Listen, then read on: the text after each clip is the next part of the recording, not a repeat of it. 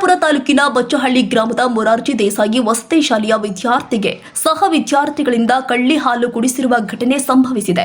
ದೊಡ್ಡಬಳ್ಳಾಪುರ ತಾಲೂಕಿನ ಬಚ್ಚಹಳ್ಳಿಯಲ್ಲಿ ಇರುವಂತಹ ಮೊರಾರ್ಜಿ ದೇಸಾಯಿ ವಸತಿ ಶಾಲೆಯಲ್ಲಿ ವಿದ್ಯಾರ್ಥಿಗಳಿಂದಲೂ ಕೂಡ ವಿದ್ಯಾರ್ಥಿಗೆ ಕಿರುಕುಳ ನೀಡಲಾಗಿದೆ ಹಾಗೂ ವಿದ್ಯಾರ್ಥಿಗೆ ಕಳ್ಳಿ ಹಾಲು ಕುಡಿಸಲಾಗಿದೆ ಅಂತ ಪೋಷಕರು ಆದ ಭಾಸ್ಕರ್ ಪ್ರಸಾದ್ ತಿಳಿಸಿದ್ದಾರೆ. ಪ್ರಸ್ತುತ ಆಸ್ಪತ್ರೆಯಲ್ಲಿ ಚಿಕಿತ್ಸೆ ಪಡೆಯುತ್ತಾ ಇರುವ ವಿದ್ಯಾರ್ಥಿ ಬಗ್ಗೆ ಮಾಹಿತಿ ನೀಡಿದ ಪೋಷಕರು 9ನೇ ತರಗತಿ ಓದ್ತಾ ಇರುವ ವಿದ್ಯಾರ್ಥಿಗೆ ಈ ಘಟನೆ ಆಗಿದ್ದು ಸಹ ವಿದ್ಯಾರ್ಥಿಗಳು ಕಳ್ಳಿ ಹಾಲು ಕುಡಿಸಿದ್ದಾರೆ ಅಂತ ತಿಳಿದು ಬಂದಿದೆ. ವಿದ್ಯಾರ್ಥಿಯ ಸ್ಥಿತಿ ಚಿಂತಾಜನಕವಾಗಿದ್ದು ಬೆಂಗಳೂರು ಖಾಸಗಿ ಆಸ್ಪತ್ರೆಯಲ್ಲಿ ಚಿಕಿತ್ಸೆ ಪಡೆದಿದ್ದಾನೆ. ಈ ಘಟನೆ ಕುರಿತು ಸ್ಪಂದಿಸಿದ ವಸತಿ ಶಾಲೆಯ ಆಡಳಿತ ಮಂಡಳಿ ವಿರುದ್ಧ ಸ್ಥಳೀಯ ಪೊಲೀಸ್ ಇಲಾಖೆಗೆ ದೂರು ದಾಖಲಿಸಿದ್ದೇನೆ. ಈ ಘಟನೆ ಸಂಭವಿಸಲು ವಸತಿ ಶಾಲೆಯ ನಿರ್ವಾಹಕರದ್ದೇ ಸಂಪೂರ್ಣ ಜವಾಬ್ದಾರಿ ಅಂತ ಆರೋಪಿಸಿದ್ದಾರೆ. ಈ ಕುರಿತು ದೊಡ್ಡಬಳ್ಳಾಪುರ ಗ್ರಾಮಾಂತರ ಪೊಲೀಸ್ ಠಾಣಾ ವ್ಯಾಪ್ತಿಯಲ್ಲಿ ದೂರು ದಾಖಲಾಗಿದ್ದು ಪೊಲೀಸ್ ಕಾನೂನು ಕ್ರಮಕ್ಕೆ ಮುಂದಾಗಿದೆ. ಈಗ 2ನೇ ತಾರೀಕು ಘಟನೆ ನಡೆದಿದೆ. ಅದು ಆತ ನನ್ನ ತಂಗಿ ಮಗ. ನನ್ನ ತಂಗಿ ಬದುಕಿಲ್ಲ, ತಂಗಿ ಗಂಡನೂ ಬದುಕಿಲ್ಲ. ಅವನ್ನ ನಾನು ಸಾಕೊಂಡಿದ್ದೀನಿ. ಇಲ್ಲಿ ಮೊರಾರ್ಜಿ ದೇಸಾಯಿ ಏನು ವಸತಿ ಶಾಲೆ ಇದೆಯಲ್ಲ ಬಚ್ಚಹಳ್ಳಿನಲ್ಲಿ, ಅಲ್ಲಿ ಅವನ್ನ ಓದಿಸ್ತಾ ಇದ್ದೀನಿ. ಈಗ ಅವನು 9th ಸ್ಟ್ಯಾಂಡರ್ಡ್ ಅಲ್ಲಿ ಓದ್ತಾ ಇರೋದು. 2ನೇ ತಾರೀಕು ಯಾರೋ ಹುಡುಗರು ಅವನಿಗೆ ಈ ಕಳ್ಳಿ ಹಾಲು ಮತ್ತೆ ಅದೆಂಥದ್ದು ಬೀಜದ್ದು ತೆಗೆದ್ಬಿಟ್ಟು ನೀರುತ್ತೆ, ಅದನ್ನ ಕುಡಿಸ್ಬಿಟ್ಟಿದ್ದಾರೆ. ಅದ್ರ ಪರಿಣಾಮ ಏನಾಗಿದೆ, ಅವನಿಗೆ ಲಂಗ್ಸು, ಬ್ಲಡ್ ಮತ್ತೆ ಸ್ಟಮಕ್, ಗಂಟ್ಲು ಎಲ್ಲೂ ಟೋಟಲ್ ಇಡೀ ದೇಹ ಅವನಿಗೆ ವಿಷ ಆಗಿದೆ. ಅದನ್ನ ನಂಜು ತಗಲಿದೆ. ಅದು ಇನ್ಫೆಕ್ಷನ್, ಕಂಪ್ಲೀಟ್ ಇನ್ಫೆಕ್ಷನ್ ಆಗ್ಬಿಟ್ಟಿದೆ. ಅವ್ರು ಹಾಸ್ಟೆಲ್ನವರು ಒಂದು ಮೊನ್ನೆ 4-5 ದಿವಸಕ್ಕೆ ಕೆಳಗಡೆ ನಂಗೆ ಫೋನ್ ಮಾಡಿ, ನಿಮಗೆ ಸ್ವಲ್ಪ ಜ್ವರ ಇದೆ ಕರ್ಕೊಂಡೋಗಿ, ಇಷ್ಟು ಬಿಟ್ರೆ ಮತ್ತೆ ನಾನು ರೀಸನ್ ಹೇಳಿಲ್ಲ, ಜ್ವರ ಇದೆ ಗಂಟಲು ನೋವಿದೆ ಕರ್ಕೊಂಡೋಗಿ ಅಂತ. ಮನೆ ಕರ್ಕೊಂಡು ಬರೋಷ್ಟು ಸೀರಿಯಸ್ ಇದೆಯಾ ಅಂತ ಕೇಳಿದೆ. ಇಲ್ಲ, ಕುಸ್ತು ಬೀಳ್ತಾ ಇದ್ದಾನೆ, ನಿಂತ್ಕೊಳಕ್ ಆಗ್ತಾ ಇಲ್ಲ ಅಂತ ಹೇಳಿ ಅಂದ್ರು. ತಕ್ಷಣಕ್ಕೆ ಇಮಿಡಿಯೇಟ್ ಮಂಜುನಾಥ್ ಅಂತ ನಮ್ಮ ಸಂಬಂಧಿಕರು, ಅವನು ಹೇಳಿ ಆ ಹುಡುಗನ ಹೇಳಿ ನಾನು ಮನೆ ಕರ್ಸ್ಕೊಂಡು ಮನೇಲಿ ಟ್ರೀಟ್ಮೆಂಟ್ ಮಾಡ್ತಾ ಇದ್ದೆ. ಡಾಕ್ಟ್ರು ಅವನಿಗೆ ಏನೋ ಬ್ಲಡ್ ರಿಪೋರ್ಟ್ ಮಾಡಿಸಿದ್ರು, ಮತ್ತೆ ಸ್ಕ್ಯಾನ್ ಮಾಡಿಸಿದ್ರು. ಏನ್ ಮಾಡಿದ್ರು ಕೂಡ ಅಲ್ಲಿ ಇದರಲ್ಲಿ ಏನೋ ಲಂಗ್ಸ್ ಬ್ಲಾಕ್ ಆಗಿದೆ, ಕಂಪ್ಲೀಟ್ ಕಫ ಎಲ್ಲ ತುಂಬಿಕೊಂಡಂಗೆ, ಮತ್ತೆ ಬ್ಲಡ್ ಇನ್ಫೆಕ್ಷನ್ ಇದೆ, ಇದೆಲ್ಲ ಸ್ಟಮಕ್ ಇನ್ಫೆಕ್ಷನ್ ಗೊತ್ತಾಯ್ತು. ಬಟ್ ರೀಸನ್ ಗೊತ್ತಾಗ್ತಾ ಇಲ್ಲ, ಯಾಕೆ ಅಂತ ಗೊತ್ತಾಗ್ತಾ ಇಲ್ಲ ಅವ್ರಿಗೆ. ಹಂಗಾಗಿ ಡಾಕ್ಟರ್ ಏನ್ ರೀಸನ್ ಗೊತ್ತಾಗದೆ ಟ್ರೀಟ್ಮೆಂಟ್ ಹೆಂಗೆ ರೆಗ್ಯುಲರ್ ಟ್ರೀಟ್ಮೆಂಟ್ ಕೊಡಕ್ ಶುರು ಮಾಡಿದ್ರು. 4 ದಿವಸ ಆದ್ರೂ ಅವ್ನು ಹುಷಾರಾಗ್ಲಿಲ್ಲ. ಇವತ್ತು ಒಂದು ಎಕ್ಸಾಮ್ ಇದೆ, ಎಕ್ಸಾಮ್ ಅಟೆಂಡ್ ಮಾಡೋಕ್ಕಾಗಲ್ಲ ಆ ಕಂಡೀಷನ್ ಅಲ್ಲಿ ಅಂತ ನಾನು ಇಲ್ಲ 9th ಎಕ್ಸಾಮ್ ಇದೆ ಇವತ್ತು.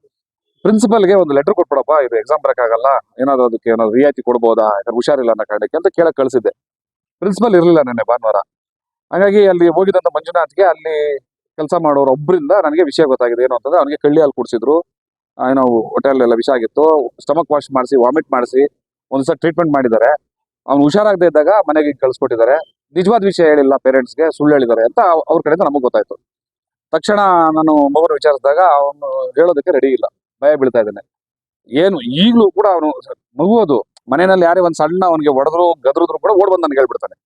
ಅಂತಂದ್ರೆ ಇಷ್ಟು ದೊಡ್ಡ ಅಪಾಯ ಆದ್ರೂ ಕೂಡ ಅವ್ನು ನನ್ಗೆ ಹೇಳಕ್ ರೆಡಿ ಇಲ್ಲ ಇಲ್ಲ ಅಂತ ನಡುಕ್ತಾ ಇದ್ದ. ಆಮೇಲೆ ಅವನ್ನ ಕೂರ್ಸ್ಕೊಂಡು ಸಮಾಧಾನವಾಗಿ ಏನೋ ಎದುರ್ಕೋಬೇಡ, ನಾನು ಇದ್ದೀನಿ ಧೈರ್ಯವಾಗಿ ಹೇಳು ಅಂತಂದಾಗ ಅವ್ನು ಹೇಳ್ದ, ಅದೇನೋ ಇದು ತರ ಕುಡಿಸ್ಬಿಟ್ಟಿದ್ರು ನೀರ್ ತರ, ಅದು ಬಾಯೆಲ್ಲ ಒಂಥರ ಆಗಿತ್ತು, ಹಂಗೆ ಅರ್ಧ ಹೇಳ್ತಾ ಇದ್ದ. ಸರಿ ಅಂತ ಅವ್ನಿಗೆ ಅವನ ಹತ್ರ ಏನ್ ಕೇಳೋದು ಬೇಡ ಇವಾಗ ತಕ್ಷಣಕ್ಕೆ ಅಂತ ಅವ್ನ ಆಸ್ಪತ್ರೆಗೆ ಅಡ್ಮಿಟ್ ಮಾಡಿದ್ವಿ. ಯಶವಂತಪುರದ ಮಣಿಪಾಲ್ ಹಾಸ್ಪಿಟಲ್ ಅಡ್ಮಿಟ್ ಆಗಿದೆ. ಟ್ರೀಟ್ಮೆಂಟ್ ನಡೀತಾ ಇದೆ. 48 hours ಅಬ್ಸರ್ವೇಷನ್ ಬೇಕು ಅಂತ ಡಾಕ್ಟರ್ ಹೇಳಿದ್ದಾರೆ. ಹಂಗಿದೆ. ನಾನ್ ಮತ್ತೆ ಹಾಸ್ಟೆಲ್ ವಿಚಾರಿಸಿದಾಗ ವಾರ್ಡನ್ನ ಮತ್ತೆ ಇವ್ರನ್ನ ಏನೋ ಆರೋಗ್ಯ ಸಹಾಯಕಿ ನರ್ಸ್ ಅವ್ರನ್ನ ಕೇಳಿದಾಗ ಅವಾಗ ಅವ್ರು ಒಪ್ಕೊಂಡ್ರು. ಏನೋ ಹೌದು ಹೋಟೆಲ್ ಏನೋ ಕುಡಿಸಿದ್ರು ಅವನಿಗೆ, ನಾವು ವಾಶ್ ಮಾಡಿದೀವಿ, ಕ್ಲೀನ್ ಮಾಡಿದೀವಿ, ಅವ್ನಿಗೆ ಏನ್ ಸಮಸ್ಯೆ ಇಲ್ಲ ಅಂತ. ನನ್ಗೆ ಯಾಕೆ ಹೇಳಲಿಲ್ಲ? ಈಗ ಅವನಿಗೆ ಸಂಪೂರ್ಣವಾಗಿ ಒಂದು ಹೆಲ್ತ್ ತುಂಬಾ ದೊಡ್ಡ ಇಶ್ಯೂ ಆಗಿದೆ, ಯಾಕೆ ಹೇಳಲಿಲ್ಲ ನೀವು? ಅಲ್ಲ, ನಾವು ನಿಮ್ಗೆ ಹೇಳ್ಬೇಕು, ಉಡಾಫ್ ಹೇಳ್ತಾರೆ, ನಿಮ್ಗೆ ಹೇಳಬೇಕಾಗಿಲ್ಲ, ನಾವು ವಾರ್ಡನ್ಗೆ ಹೇಳಿದೀವಿ, ಮತ್ತೆ ಪ್ರಿನ್ಸಿಪಲ್ಗೆ ಹೇಳಿದೀವಿ, ಅವ್ರು ಹೇಳ್ಬೇಕು ನಿಮ್ಗೆ ಅಂತ. ಮತ್ತೆ ನನಗೆ ಮಗು ಹುಷಾರಿಲ್ಲ ಕರ್ಕೊಂಡೋಗಿ ಅಂತ ಹೇಳಿದ್ ನೀವಲ್ವಾ? ನನಗೆ ಯಾಕೆ ಕರ್ಕೊಂಡು ಹೋಗ್ಬೇಕು ಅಂತ ಜ್ವರ ಅಂದ್ರಿ, ಮತ್ತೆ ನಿಜವಾದ ರೀಸನ್ ಹೇಳಿ ನನಗೆ ಕಳಿಸ್ಬೇಕಲ್ವಾ? ಯಾಕೆ ನೀವು ನಿಜವಾದ ರೀಸನ್ ನನಗೆ ಹೇಳಿಲ್ಲ ಅಂದ್ರೆ ಮುಂದೆ ಉಡಾಫಿ ಮಾತು, ಸ್ವಲ್ಪ ಜೋರಾಗಿ ಮಾತಾಡೋದಲ್ಲ ಆಯ್ತು. ನಾನು ಹೇಳಿದೆ, ನೀವು ಜೋರಾಗೆಲ್ಲ ಮಾತಾಡಿದ್ರೆ ನಾನು ಈಗಲೇ ಕಂಪ್ಲೇಂಟ್ ಕೊಡ್ತೀನಿ ನಿಮ್ಮ ಮೇಲೆ, ನಾನು ಸತ್ಯ ಇರೋದು ತಿಳ್ಕೊಳ್ಳೋಕೋಸ್ಕರ ಫೋನ್ ಮಾಡಿದ್ದೀನಿ ಅಂತ ಹೇಳಿದೆ. ಅಲ್ಲಿ ಸುಮ್ಮನೆ ಆಯ್ತು. ವಾರ್ಡನ್ನು ಕೂಡ ಸರಿಯಾದ ಉತ್ತರ ಕೊಡ್ಲಿಲ್ಲ ನನಗೆ. ಉಡಾಫಿಯಲ್ಲೇ ಮಾತಾಡಿದ್ರು, ಅಂದ್ರೆ ತಪ್ಪಿಸ್ಕೊಳ್ಳೋಂಥದ್ದು. ಉಡಾಫಿ ಅಂತಂದ್ರೆ ನನ್ನ ಮೇಲೆ ಜಬರ್ದಸ್ತ್ ಅಲ್ಲ, ತಪ್ಪಿಸ್ಕೊಳ್ಳೋದಕ್ಕೆ, ನಾನು ಮಾಡಿದ್ರೆ ಸರಿ ಅಂತ ಸಮರ್ಥನೆ ಮಾಡ್ಕೊಳ್ಳೋದಕ್ಕೆ. ನಾನು ಕೇಳಿದ್ದು, ನೀವು ಅಪರಾಧ ಮಾಡಿಲ್ಲ ಅಂದ್ರೆ ವಿಷಯ ತಿಳಿಸಕ್ಕೇನು? ನೀವು 6-7 ದಿವಸ ಮುಂಚೆ ವಿಷಯ ತಿಳಿಸಿದ್ರೆ ಇಮಿಡಿಯೇಟ್ ಅವ್ರಿಗೆ ಟ್ರೀಟ್ಮೆಂಟ್ ಆಗಿದ್ರೆ ರೂಲ್ಸ್ ಪ್ರಕಾರ ನೀವು ಅಡ್ಮಿಟ್ ಮಾಡ್ಬೇಕಿತ್ತು ಅವ್ರನ್ನ. ಇವ್ರು ಅಡ್ಮಿಟ್ ಇವ್ರು ತತ್ತನ ಮನೆ ಅವ್ರ ಅಪ್ಪನ ಮನೆ ದುಡ್ಡು ಅಂತ ಅನ್ಕೊಳ್ಳಲ್ಲ, ಸರ್ಕಾರದ ಅದು ಇದಾಗಿದೆ. ಡಿ ಹತ್ರ ಮಾತಾಡಿದ್ದೀನಿ, ಸರ್ ನನಗೆ ತಿಳಿಸಿದ್ರೆ ಇಮಿಡಿಯೇಟ್ ಅಡ್ಮಿಷನ್ ಮಾಡಿಸ್ತಾ ಇದೆ ಆಸ್ಪತ್ರೆಗೆ, ಟ್ರೀಟ್ಮೆಂಟ್ ಮಾಡಿಸ್ತಾ ಇದ್ವಿ ಅಂತ. ಡಿಡಿಗೆ ತಿಳಿಸಿಲ್ಲ. 2ನೇ ತಾರೀಕು ಆಗಿರೋ ಇನ್ಸಿಡೆಂಟ್ಗೆ 6ನೇ ತಾರೀಕು ಡಿಡಿ ಮೀಟಿಂಗ್ ಕರೆದಿದ್ದಾರೆ ಜನರಲ್ ಆಗಿ, ಯಾವ್ಯಾವ ಹಾಸ್ಟೆಲ್ ಏನೇನು ಸಮಸ್ಯೆ ಇದೆ ಅಂತ ತಿಳ್ಕೊಳ್ಳಕ್ಕೆ. ಅವತ್ತು ಕೇಳಿದಾರೆ ಏನೋ ಸಮಸ್ಯೆಗಳಿದಾವೆ ಹಾಸ್ಟೆಲ್, ಹುಡುಗರ್ದೇನು ರ್ಯಾಗಿಂಗ್ ಇದೆ ಎಲ್ಲ ಕೇಳಿದ್ದಾರೆ. ಏನೂ ಇಲ್ಲ, ಅವತ್ತು ಹೇಳಿಲ್ಲ, ಡಿಡಿಗೂ ಹೇಳಿಲ್ಲ ಇವರು. ಮುಚ್ಚಿಡೋ ಉದ್ದೇಶ ಏನು ಅಂತ, ಆ ಹುಡುಗರ್ನ ರಕ್ಷಣೆ ಮಾಡುವಂಥದ್ದು, ಆ ಹುಡುಗರ್ದು ಏನೋ ಪ್ರಭಾವ ಇದೆ ಹಿಂದ್ಗಡೆ, ಆ ಪೇರೆಂಟ್ಸ್ ಇಂದ ಏನಾದ್ರು ಲಾಭ ಮಾಡ್ಕೊಂಡಿದಾರ, ಇವೆಲ್ಲ ಅನುಮಾನಗಳಿದಾವೆ ನನಗೆ.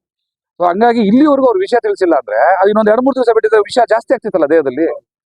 ಟ್ರೀಟ್ಮೆಂಟ್ ಕಾರಣನೇ ಗೊತ್ತಿಲ್ಲದೆ ಡಾಕ್ಟರ್ ಯಾವ್ದೋ ಕಾಯಿಲೆಗೆ ಏರ್ಕೊ ಕೊಡ್ತಾ ಇದ್ರೆ ಮೊದಲು ದೇಹದಲ್ಲಿರೋ ವಿಷ ತೆಗಿಬೇಕು ಆಚೆಗೆ. ಆಮೇಲೆ ಟ್ರೀಟ್ಮೆಂಟ್. ವಿಷಾನ ಇಟ್ಬಿಟ್ಟು ನೀವು ಟ್ರೀಟ್ಮೆಂಟ್ ಕೊಡ್ತಾ ಇದ್ರೆ ಈ ಕೆಳಗಡೆ ಬೆಂಕಿ ಇಟ್ಟು ಮೇಲ್ಗಡೆ ನೀರು ಕುದಿಸಿ ತಣ್ಣೀರ್ ಹಾಕ್ದಂಗೆ ಆಗ್ತದೆ. ಬೆಂಕಿ ಹಾರಿಸ್ಬೇಕಾಗಿರೋದು. ಸೊ ಅದು ಹೇಳಿದ್ರೆ ಇವ್ರು ಏನ್ ಮಾಡಿದ್ರು ಇಲ್ಲ, ಉಡಾಫೆ ಉಡಾಫೆ ಉಡಾಫೆ. ಹೌದು ನಾವು ಮಾಡಿ ತಪ್ಪು ಅಂತ ಒಪ್ಕೊಂಡಿದ್ರು ಕೊಡೋದು ಇಲ್ಲ, ಏನೋ ಇದ್ರಲ್ಲಿ ಇದೆ. ಸೊ ಹಂಗಾಗಿ ನಾನು ಇವತ್ತು ಕಂಪ್ಲೇಂಟ್ ಕೊಟ್ಟಿದ್ದೀನಿ. ಆ ಹುಡುಗರು ಅದನ್ನು ಕೊಲೆಗೆ ಪ್ರಯತ್ನ ಪಟ್ಟಿದ್ದಾರೆ. ಇದು ಅಟೆಂಪ್ಟ್ ಮಾಡ್ರೆ ಅದು ಕಲ್ಲಿ ಹಾಲು ಕುಡಿಸೋದು ಸತ್ತೇ ಹೋಗ್ತಾರೆ ಮಕ್ಕಳು. ಅದು ಈ ಬೇರೆ ಬೇರೆ ರಾಜ್ಯಗಳಲ್ಲಿ ಹೆಣ್ಮಕ್ಳು ಹುಟ್ಟಿದ್ರು ಅಂತ ಅಂದ್ಬಿಟ್ಟು ಹೆಣ್ಮಕ್ಳು ಸಾಯಿಸಿ ಕಳ್ಳಿ ಹಾಲು ಕುಡಿಸ್ತಾರೆ, ಹಾಲು ಕುಡಿಸಿ ಸಾಯಿಸ್ತಾರೆ. ಸೊ ಅಂತ ಕೆಲಸ ಇವ್ರು ಮಾಡಿದ್ದಾರೆ. ಬಹಳ ಕ್ರೌರ್ಯ ಇದು. ಇದನ್ನ ಮುಚ್ಚಿಕಕ್ಕೆ ಪ್ಲಾನ್ ಮಾಡಿದ್ದಾರೆ ಅಂತಂದ್ರೆ ಆ ಕೊಲೆ ಪ್ರಯತ್ನದಲ್ಲಿ ಅಥವಾ ಹುನ್ನಾರದಲ್ಲಿ ಇವರು ಕುಮ್ಮಕ್ಕಿದೆ ಅಂತ ಆಯ್ತು. ಸೊ ಹಂಗಾಗಿ ನಾನು ಕಂಪ್ಲೇಂಟ್ ಕೊಟ್ಟಿದ್ದೀನಿ. ಪೊಲೀಸ್ನವರು ಎನ್ಕ್ವೈರಿ ಮಾಡೋಕೆ ಇವಾಗ ಶುರು ಮಾಡಿದ್ದಾರೆ. ನಾನು ಹೇಳ್ತಾ ಇರೋದು ಎನ್ಕ್ವೈರಿ ಮಾಡಿ, FIR ಮಾಡಿ, ಫಸ್ಟ್ ಅವ್ರನ್ನ ಇಮಿಡಿಯೇಟ್ ಅರೆಸ್ಟ್ ಮಾಡಿ, ಎಲ್ಲರೂ ಸಂಬಂಧಪಟ್ಟವರು ನೀವು ಎನ್ಕ್ವೈರಿ ಮಾಡಿ.